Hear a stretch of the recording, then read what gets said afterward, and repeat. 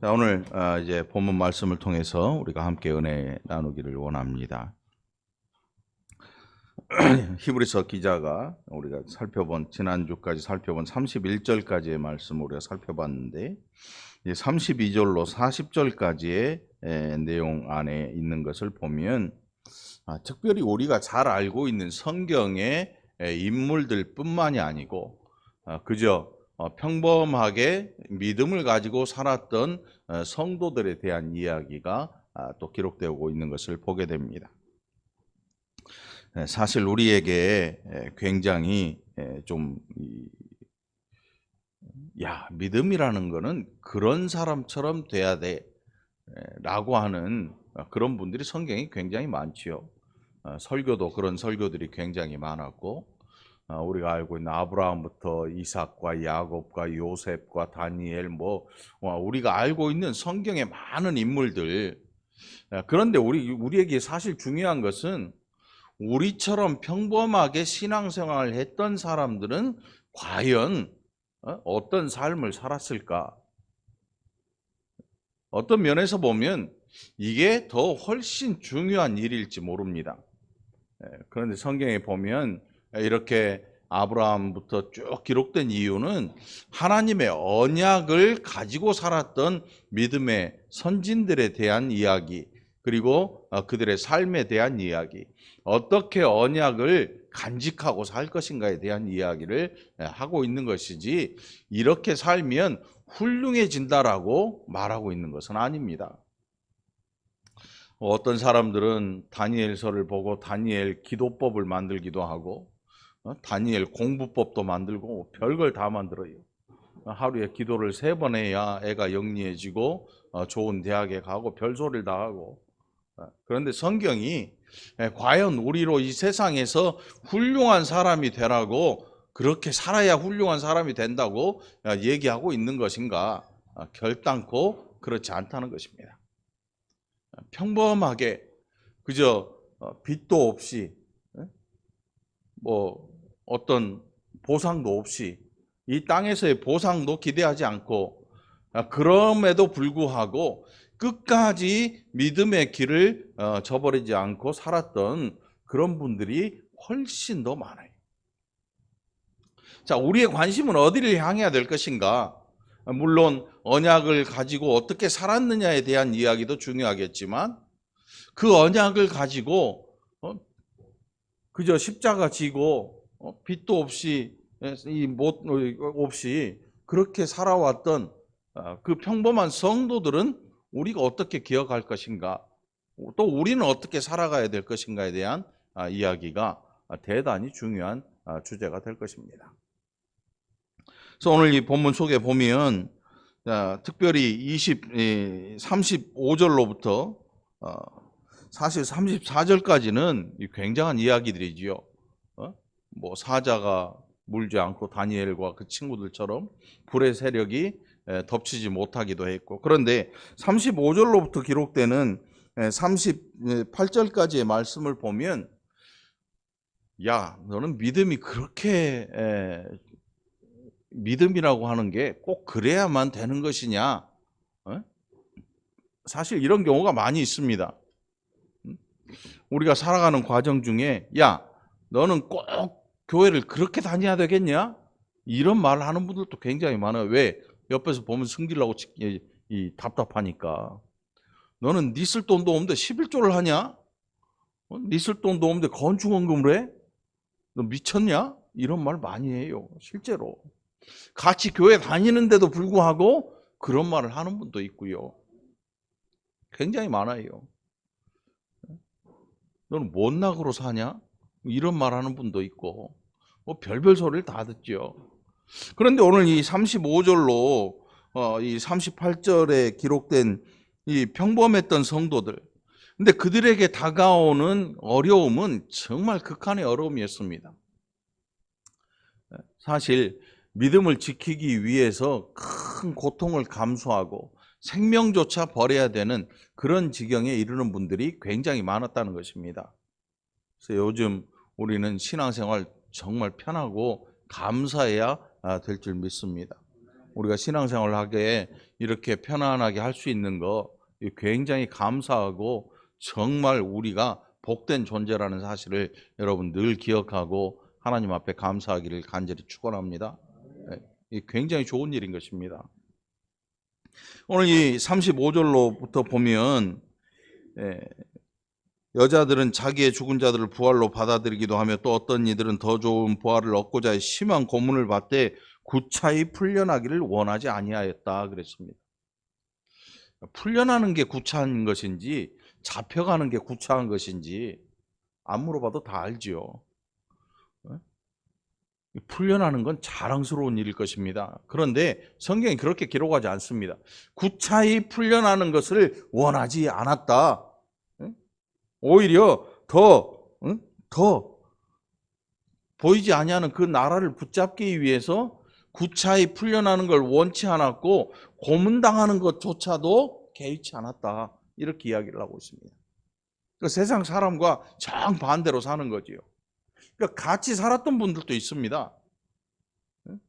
풀려나는 걸 원했던 사람도 있고 고문당하는 게 무서워서 도망갔던 사람들도 굉장히 많습니다. 우리나라에 그런 분들이 있죠. 신사참배 안 하고 옥고를 치르고 고문당하다 돌아가신 목사님들도 계시고 성도님들도 있고, 그런데 그 고문과 그것만 잠깐 지내면 된다고 생각하고 일본 그 신하에게 절했던 목사님들도 있고 성도들도 많이 있었습니다. 뭐 나중에 드러나가지고 뭐 망신을 했네, 회개를 했네, 안 했네, 그게 중요한 게 아니고 과연 하나님께서 그들을 어떻게 달아보실까, 하나님의 저울에 우리는 어떻게 달리게 될까 하는 것입니다. 여러분 하루하루 살면서 믿음 가지고 살게 되기를 간절히 축원합니다. 하나님의 저울에 내가 어떻게 달릴까가 중요한 것이지 세상의 평가가 중요한 게 아니라는 것입니다. 히브리서에서는 이런 평가가 하나님의 평가, 성경의 평가가 등장하고 있는데 구차히 풀려나기를 원하지 않았고 고문당하는 것이 무서워서 뒤로 물러나는 사람이 되지 않았다. 이렇게 기록을 하고 있는 것입니다. 요즘 우리가 뭐라 그럴까요? 과연 교회들이요, 당신들은 어떤 존재입니까? 라고 이 시대가 우리에게 물어보는 것 같은 생각을 갖습니다. 여러분 신천지라고 하는 그 집단이 정말 굉장한 집단입니다. 사람을 세뇌시켜 가지고 거의 뭐 공산주의보다 더할 정도로 세뇌를 시킵니다.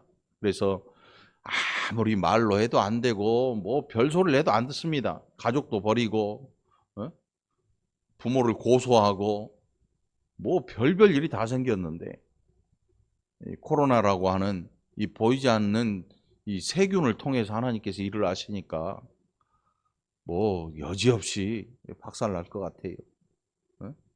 우리 입장에서는 야, 하나님의 하시는 일을 발견할 수 일이 될 수 있겠지만은 세상 사람들의 눈에서는 신천지 교회나 일반 교회나 거의 괜찮거든요. 그들에게는 아무 상관이 없거든요. 그런데 이번 기회를 통해서 신천지가 확 드러납니다. 그들의 존재, 그들의 그 옳지 않은 일들이 확 드러나요. 그래서 세상 사람들도 이제 알아요. 신천지 그러면 이단이라며, 교회도 안 다니는 사람들이 이단하고 삼단이 뭔 상관이 있겠냐고. 그런데 그들이 다 알아요. 이제 더 이상 그들의 이 포교가 먹히지 않겠지요. 수많은 교회들이 당했지요. 교회에 몰래 들어와 가지고 아주 신실한 성도들처럼 위장을 합니다. 봉사도 남들 갑절로 하고 헌금도 엄청 해요. 나중에 그러면서 뭐 하냐면 사람들을 슬슬 자기 편으로 만들어 끌어모아요. 나중에 교회를 휙 뒤집어서 교회 재산 다 가져가고 교회 성도들 다 뺏어가는 이런 일을 하면서 그게 천국 갈 일이라고 이야기를 하는 사람들. 그래서 이 교회들이 굉장히 무서워했지요. 무서워했어요, 사실. 그런데 사실은 그 사람들은 무서워할 사람들이 아니고 우리가 거기에 뺏긴 성도들을 위해서 기도해 줘야 될 사람들인데 무서워서 막 격리하고 경계하고 못 오게 하고. 그래서 우리 교회도 그런 아픔이 있긴 하지만 그렇다고 해서 그분이 당장 지옥 갈 거다, 천만의 말씀이에요. 하나님의 하시는 일, 하나님이 구원하시는 일은 우리가 알지 못합니다. 지금 빼앗겼지만 여러분, 하나님이 찾아오시기를 원하시면 언제든 찾아오실 수 있다는 사실입니다. 그래서 우리 마음대로 영혼을 포기하거나 사람을 포기하거나 하는 일은 절대로 해서는 안 되는 일인 것입니다. 그래서 마음을 너그럽게 가지고 더 하나님 앞에 간절히 그 영혼들을 위해서 기도할 수 있는 저와 여러분이 되기를 간절히 바랍니다. 자, 오늘 이 본문 36절 보니까 또 어떤 이들은 조롱과 채찍질뿐 아니라 결박과 옥에 갇히는 시련도 받았다. 여러분, 신앙 때문에 감옥에 간 적이 있습니까? 아마 이 시대에는 없을 겁니다. 제가 이 한 주를 지내면서 별 생각을 다 했어요. 예배를 드리는 게 옳을 것이냐, 안 드리고 인터넷 예배를 드리는 게 옳을 것이냐. 지금도 사실은 머릿속에서 반반이에요. 이리 기울었다, 저리 기울었다. 아마 여러분도 그럴 거예요. 야, 이렇다고 해서 예배를 안 드릴 수는 없지 않느냐. 그렇다고 예배에 안 나오신 분들이 믿음이 없네, 뭐 이렇게 할 수도 없는 일입니다.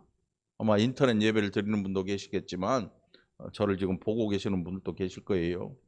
그런데 뭐 누가 믿음이 있다 없다 이게 중요한 게 아니고, 우리가 해야 될 일은 뭐냐 하면 적어도 복음을 때문에 다른 사람들을 피해 입히는 사람이 되면 안 되겠다, 이런 생각이 더 굳어지는 것 같아요. 우리 마음 같아서는 순교를 결단하고 함께 모여서 더 뜨겁게 찬양하고 코로나 바이러스 이거 빨리 종식되기를 위해서 다 모여서 막 통성으로 기도하고 해야 될 것 같잖아요. 그런데 세상 사람들은 그걸 무서워한단 말이죠. 또 한 명이 걸리면 교회가 이 신천지 이름하고 도매금으로 한꺼번에 떠올라요. 그럼 명성교회 모르는 사람이 없어요. 명성이 자자해요. 지금 우리나라에 명성이 자자해. 그 부목사님 한 분이 걸려가지고 이 교회 예배 못 드리고 폐쇄당하고 인터넷 예배 드리고 했어요. 그렇게 되면 자꾸 그렇게 해서 교회가 이 사람들 눈에 띄면, 야, 저것들은 지금 이 판국에 예배를 한다고 모인대 라는 말을 들으면 여러분, 오히려 복음에 더 해가 될 뿐만 아니고 저것들은 정말 이기적인 것들이야 소리를 듣게 돼요. 오히려 예수님은 아픈 사람 쫓아가서 다른 사람이 꺼리는 그 사람들 쫓아가서 품어 안는 그런 분이셨지요. 고집스럽게 뭔가를 내가 하고 싶은 일을 죽어도 해내는 그런 분이 아니었단 말이에요. 우리의 연약한 인성을 다 아시고 우리의 고통을 다 체험하셨기 때문에 우리의 아픔도 우리의 고통도 우리의 마음도 다 알고 계셔서 오히려 우리를 더 이해하려고 하셨죠. 이해하려고 하셨지요. 그래서 긍휼히 여기셨어요. 긍휼히 여긴다는 것은 그의 아픔에 대해서 이해하지 못하면 긍휼히 여길 수가 없는 거예요. 그의 고통과 그의 삶의 내면을 알지 못하면 긍휼을 베풀 수가 없어요. 예수님은 우리를 긍휼히 여기셨어요. 목자 없이 헤매이는 그 무리들 같은 그 양들을 보고 긍휼히 여김을 가지셨던 거죠. 오늘 교회가 가져야 될 마음이 뭘까요? 그저 우리는 예배를 드려야 되는 교회니까 죽으나 사나 모여야 돼, 무조건 모여, 이런 마음을 가지는 것이 신천지의 마음이지요. 교회의 마음은 아니니, 교회의 마음 아니에요. 오죽하면 강제 폐쇄에 들어가겠습니까? 우리도 더 심해지면 아마 이렇게 모이는 것도 어려울 수 있어요. 이렇게 모이는 거 어려울 수 있어요.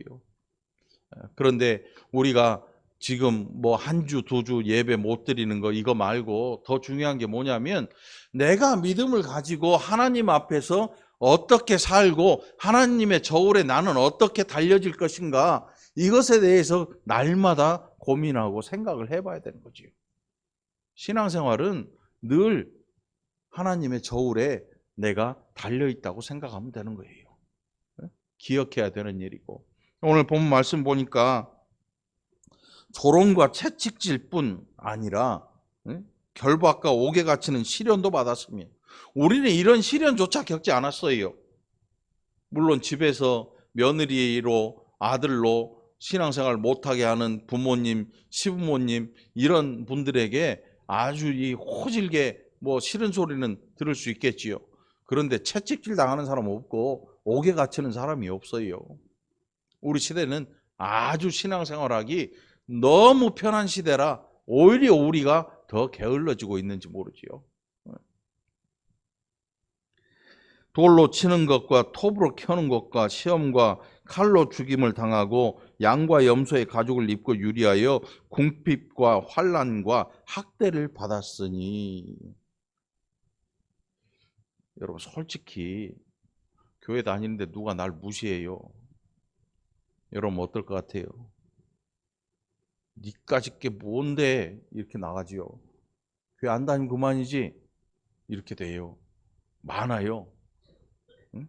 성질을 한번 훅 하고, 얼마 전 TV 보니까 교황도 성질을 내더라고. 텔레비에 그게 찍혔어요. 누가 교황하고 악수를 했는데 너무 세게 잡아당겼나 봐. 너무 좋았는지 교황이 손을 확 물처럼 막 뭐라 그러더라고. 내 손을 그렇게 잡아당기면 어떻게 될까? 사람이란 게 순간 변하는 거예요.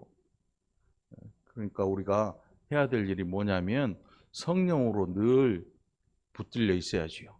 성령께서 우리 안에 충만하고, 그래서 성령의 음성을 늘 듣고 우리의 성질머리 죽이고 오히려 다른 사람을 배려할 줄 아는 너그러운 마음 갖기 위해서 힘쓰고 노력하는 신앙인이 되어야 할 줄 믿습니다.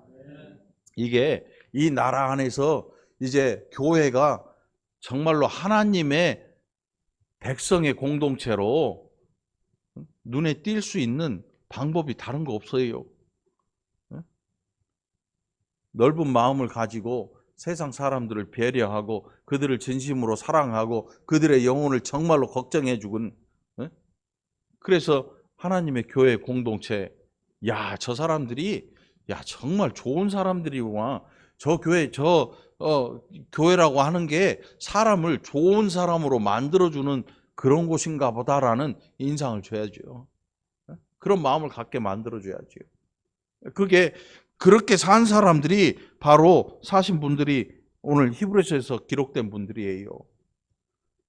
그냥 막 표독하게, 악하게 자기 하고 싶은 것은 목적을 위해서 수단 방법을 안 가리는 신천지와 같은 인물들이 아니고, 오히려 다른 사람을 위해서 죽음도 불사할 수 있는, 다른 사람의 영혼을 위해서 기도하고 복음을 위해서 죽음도 불사하면서 그들의 영혼을 위해 기도할 줄 알았던 이런 평범한 삶을 살았던 성도들, 오늘 저와 여러분이 그런 모습 가지게 되기를 간절히 축원합니다.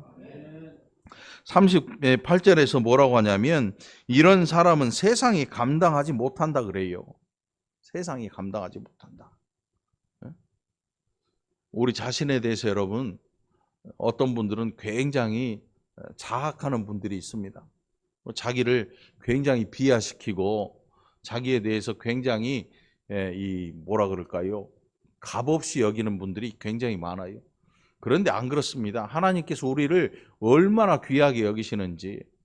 그런데 귀하게 여긴다고 해서 스스로 존귀한 자가 되면 안 돼요. 어느 부잣집 아들 보니까 지가 원래 그렇게 부잣집 사람인 줄 알고 살아요. 부모가 아니었으면 턱도 없는 일이지요. 응? 원래 지가 잘나낸 줄 알고 살아. 그렇지 않지요. 물론 돈도 많고 잘나고 좋은 옷 입고 하면, 그런데 중요한 것은 존경받지 못하는 부자는 거지나 마찬가지예요. 존경받지 못하는 부자는 거지나 마찬가지야. 그렇게 돼서는 안 되지요. 적어도 어느 곳에 가든지 내가 가진 복음 때문에, 그래서 그 복음을 어떻게 간직하고 하느냐, 이것 때문에 존경받는 기독교인이 되느냐, 존경받는 예수쟁이가 될 것이냐, 아니면 혐오스러운 종교인이 될 것이냐, 여러분, 우리가 그것을 판단하고 결정을 해야 되는 거예요.